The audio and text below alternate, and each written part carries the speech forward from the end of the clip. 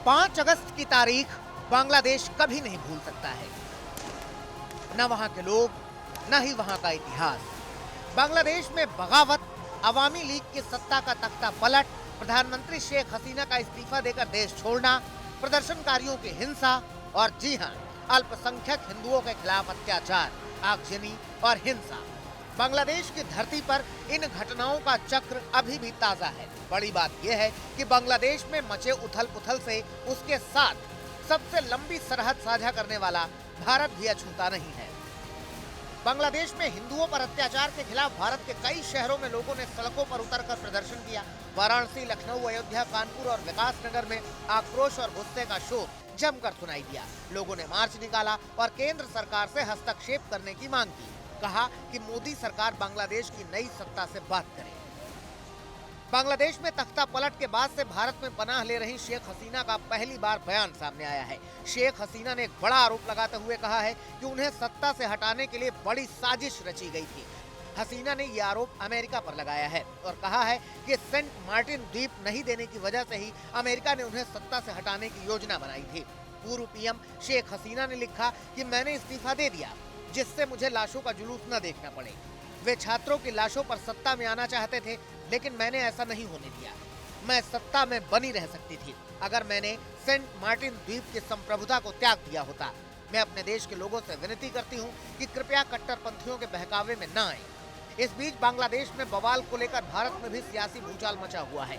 घटना के असर के अपने अपने मायने निकाले जा रहे हैं।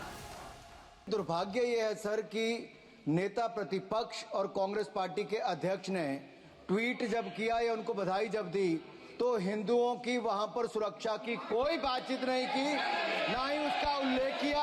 तमाम माइनॉरिटीज़ की हमें पूरी चिंता है और एक और चिंता है कि भारत सरकार को समय रहते क्यों नहीं मालूम पड़ा कि इतने करीब के पड़ोस में क्या होने वाला है। जो भी सत्ता में बैठे लोग हैं उन्होंने इस मर्यादा का हमेशा ख्याल रखना चाहिए कि जनता सर्वोच्च होती है। क्राइसिस में कम्युनल, क्रिमिनल, कॉन्स्पिरेसी के कंपटीशन में लग जाते हैं। उनको एक बात समझना चाहिए कि संकट में आप कंटक बनने की कोशिश मत करो, आपदा में अपना पॉलिटिकल अवसर मत ढूंढो। उधर बांग्लादेश में उठापटक का दौर अभी भी थमा नहीं है। शनिवार को चीफ जस्टिस उबैदुल हसन के इस्तीफे के बाद अब बांग्लादेश सेंट्रल बैंक के गवर्नर अब्दुल रऊफ तालुकदेर ने भी पद छोड़ दिया है। এখনো বাংলাদেশ আওয়ামী লীগের তৃণমূল নেতাকর্মীরা অত্যন্ত আতঙ্কের মধ্যে দিনাতিপাত করতেছে। সব নেতৃত্ব তাদের নিজেদেরকে প্রকাশ করতেছে না।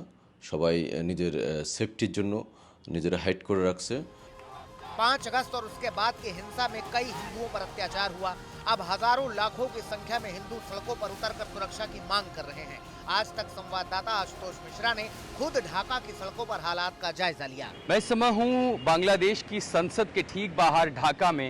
मेरे ठीक पीछे आप जो तस्वीरें देख रहे हैं ये संसद भवन की है और संसद भवन तक भी प्रदर्शनकारी पहुंचे थे। ये देखिए मैकेनिकल जो बैरियर होता है ये सबसे पहले तोड़ दिया गया और इसके बाद बड़ी संख्या में जो प्रदर्शनकारी हैं वो अंदर चले गए। अब यहाँ की सुरक्षा के रूप में चूंकि पुलिस है नहीं तो अब यहाँ की आर्मी और नेवी की एक टुकड़ी को लगाया गया है इसकी हिफाजत करने के लिए।